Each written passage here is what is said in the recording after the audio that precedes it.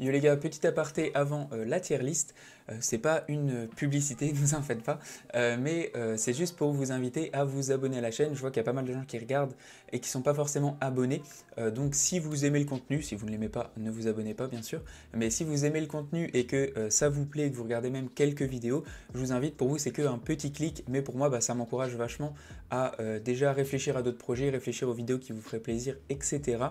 Et aussi ça va permettre à la chaîne tout simplement de monter, donc derrière d'avoir plus d'impact et aussi plus de légitimité dans Yu-Gi-Oh! Ce qui peut permettre derrière, je sais pas, faire des vidéos avec des Américains, ce serait assez rigolo. Voilà, c'était la fin de l'aparté, pour vous c'est un petit clic, mais abonnez-vous, un petit j'aime, ça aide toujours, si bien sûr vous aimez le contenu. Allez, on est parti pour la tier list, à tout de suite.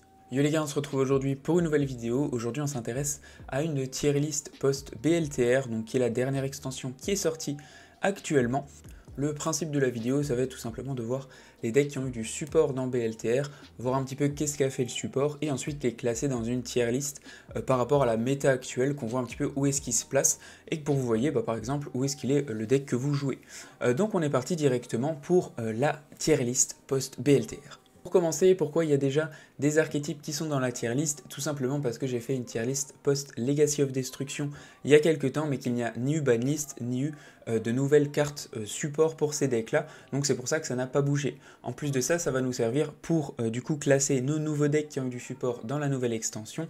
Ça va nous permettre juste d'avoir une base et de voir où est-ce qu'ils se placent par rapport à une méta actuelle et pas forcément ou qu'à eux-mêmes ou par rapport à 1 million de decks. Donc en gros, si vous voulez voir exactement pourquoi ces decks-là sont déjà placés où ils le sont actuellement, je vous conseille de regarder la vidéo tier list post Legacy of Destruction.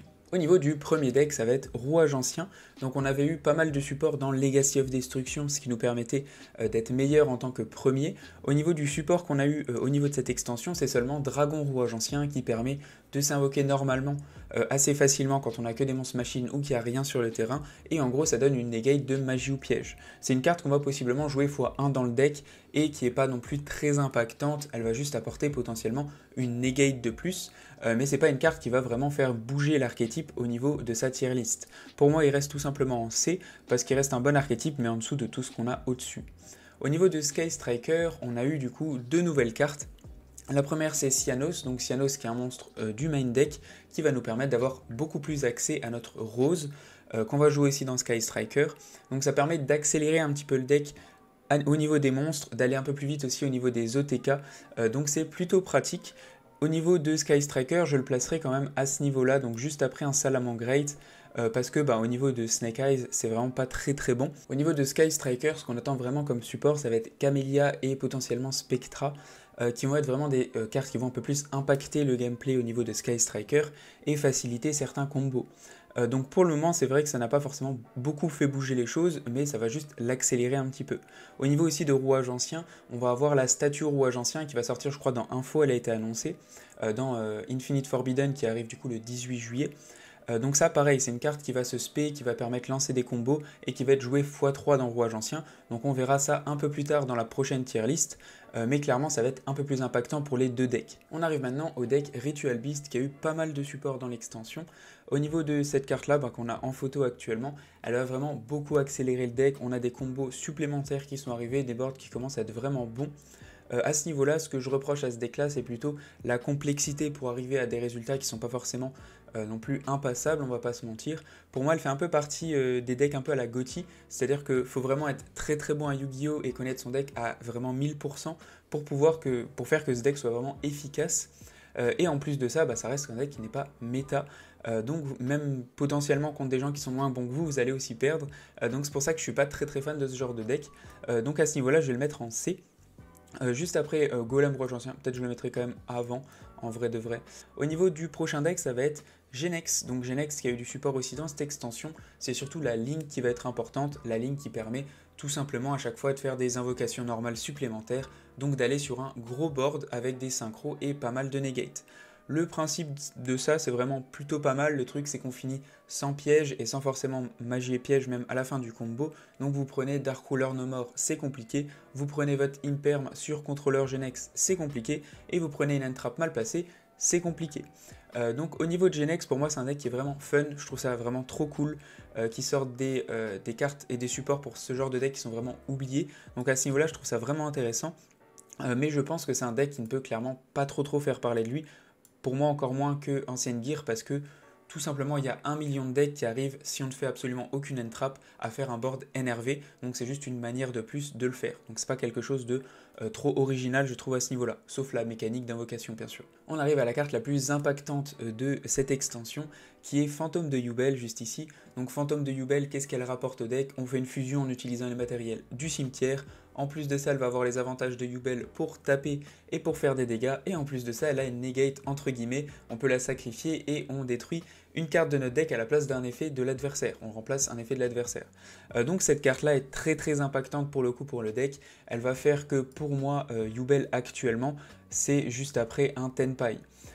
Tenpai je trouve bon, Yubel je trouve un peu plus situationnel, mais clairement ces trois decks là, que ce soit notre Snake Eyes, Tenpai et Yubel, pour moi ça fait actuellement partie du trio des decks où ça peut se prendre d'entrap ou alors ça se protège d'entrap pour Tenpai et ça continue de jouer.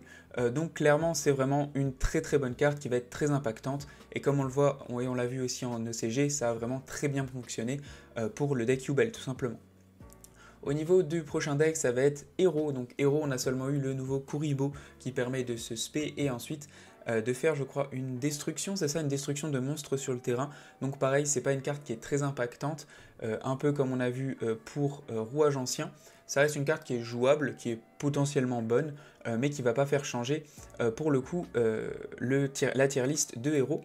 Donc ce que je vais faire, c'est que je le mets en B. Pour moi, Hero actuellement, c'est un peu comme Salamangreat, c'est que vu que Nibiru n'est pas très joué parce que pas très impactante sur la plupart des decks, et ben en fait il y a des decks comme Hero et Salamangreat qui vont en profiter et qui vont permettre de pouvoir avancer dans des tier lists et de faire des tops grâce au fait que Nibiru soit pas joué. Si demain Nibiru redevient méta, enfin ou alors qu'il est vraiment rejoué, et ben derrière tous les decks Hero et tous les decks Salamangreat ne pourront rien faire parce que trop faible face à cette carte. Vous la touchez et vous gagnez le duel contre ces archétypes, donc c'est assez compliqué pour eux de gagner face à ça. Au niveau du deck Ice Barrier, donc encore une fois on a eu du support pour ce deck. Pour le coup je l'ai testé, il est plutôt bon, mais pour moi ça reste très minimaliste. Pourquoi? Parce que on va faire des combos effectivement qui donnent 2-3 negates, etc. Mais il y a des decks qui vont faire mieux, qui vont en plus avoir des ressources dans le cimetière, c'est pas forcément le cas avec ce deck là, on arrive vite à court de ressources et on utilise beaucoup de choses de notre main pour faire des combos. Donc clairement c'est un deck que possiblement je trouve pas très bon. Je vais le mettre à ce niveau là, je pense que je le mettrai même après Genex. Tout dépend un peu des versions que vous avez, hein, à ce niveau-là, elle peut être avant, etc. Aucun problème. Mais personnellement, je trouve que c'est vraiment pas assez impactant, le board n'est pas assez vénère, et en plus de ça, vous êtes assez faible par rapport à pas mal de choses. Donc c'est pas un deck que je trouve très bon. Ensuite, on va avoir Infernoid, qui a eu du support, du coup on a eu le Monstre Fusion, qui est clairement le plus impactant. Au niveau de ça, pour le coup, tout dépend. Si vous jouez avec Snake Eyes, je le mettrai en S quand même, parce que le fait de pouvoir jouer Snake Eyes, et la synergie qu'il y a entre les monstres Décathlon, etc. et Snake Eyes, ça fait que vu qu'ils sont feu niveau 1, vous les reprenez du cimetière. Enfin, niveau ressources, c'est une dinguerie de mélanger les deux. Après, tout simplement, moi je le mettrais en A, franchement au tout début du A, ou même peut-être après ces deux-là, si je le joue avec Snake Eyes, parce que je trouve quand même Snake Eyes pur meilleur.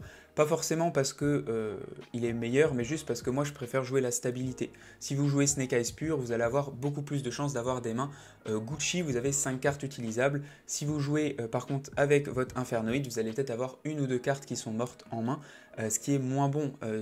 Ce que je pense moins bon, mais après tout dépend de votre gameplay. Si vous voulez faire par contre un board qui est plus vénère, vaut mieux jouer clairement avec Décathlon, etc. Vous aurez plus de negate. Le deck Dragon Rouge Arc Démon, donc il a eu aussi du support, on a eu Red Lotus, qui est un petit monstre qui va permettre d'être joué x1 dans le deck et d'apporter un petit peu plus de combos différents. Elle permet d'aller chercher aussi une piège qui va ensuite vous permettre de bannir tous les monstres sur le terrain. Donc c'est clairement un support que je trouve assez intéressant. C'est pas forcément un excellent support qui va faire énormément bouger le deck, mais c'est quelque chose que je trouve très intéressant et très utile pour le deck. En plus de ça, je suis assez fan du deck Dragon Rouge Arc Démon. Je trouve que leur board est plutôt intéressant à faire et il y a vraiment pas mal de bonnes cartes dedans.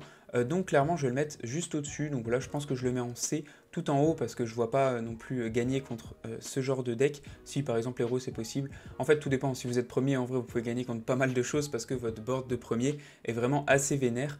Mais dans l'optique compétitive, je pense que je le caserai peut-être ici quand même. Ouais, je le mettrai quand même en B tout à la fin. Allez, je le mets en B tout à la fin parce que je trouve ça assez stable et il y a plein de choses à faire. Au niveau du dernier deck que j'avais oublié, et comment je fais pour l'oublier parce que c'est en plein sur le booster et que la carte coûte 500 € unité, on en reparlera, mais au niveau de ce deck là, du coup ça va être Magia qui est sorti. Donc Magia, je pense que si vous jouez à Yu-Gi-Oh, c'est quelque chose dont vous avez entendu parler.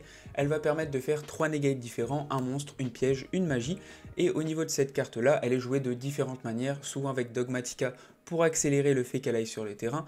Et pour le coup, c'est pas vraiment un deck en lui-même. Vous pouvez le jouer avec Magicien Sombre, vous pouvez le jouer avec Dragon Blanc, vous pouvez jouer des versions où vous allez version turbo de ce monstre-là pour l'avoir très rapidement sur le terrain. Pour le coup, en soi, la carte, je la trouve excellente. Je vais la mettre quand même en C, je pense, au-dessus de Ritual Beast, tout simplement parce que ça reste une carte qui est compliquée à arriver sur le terrain, donc potentiellement quand c'est compliqué pour que les cartes arrivent sur le terrain, bah, vous êtes sensible au N-Trap, à H, à des choses comme ça. Donc compétitivement, je la trouve pas excellente. Bon, la carte en elle-même si, mais pour qu'elle arrive sur le terrain, je trouve pas ça excellent. Donc je le laisserai en C. Après, à voir au niveau de ce qui va se passer, peut-être s'il y a des versions qui sortent un peu plus fortes ou quoi, à voir un petit peu avec le temps. Et surtout qu'elle coûte 500 €, donc on la verra pas dans des decks de sitôt. Voilà. En tout cas, merci d'avoir regardé. Je pense que je vais essayer de faire ça à chaque extension parce que j'essaie de m'intéresser quand même à toutes les cartes. N'hésitez pas si vous pensez à des choses qui pourraient vous intéresser au niveau de Yu-Gi-Oh, au niveau de ce genre de contenu. Donc voilà, le but c'est vraiment de faire un espèce de bilan de ce qui s'est passé après l'extension, et l'objectif c'est aussi de voir concrètement où est-ce qu'on le met dans une méta pour vraiment qu'on sache, parce qu'à chaque fois qu'on regarde sur internet, quand un deck sort, le meilleur deck, il va devenir méta, etc. Je suis pas trop du genre comme ça, donc le but c'est aussi d'être assez objectif sur les decks qui sortent pour vraiment qu'on se dise pas ok j'achète le deck parce qu'on me dit qu'il est trop fort et 2 semaines après on me dit qu'il est nul, juste parce qu'il a été hype. Donc voilà, merci en tout cas d'avoir regardé, n'hésitez pas comme je vous disais si vous avez des choses à dire ou quoi, ciao ciao, à plus et abonnez-vous.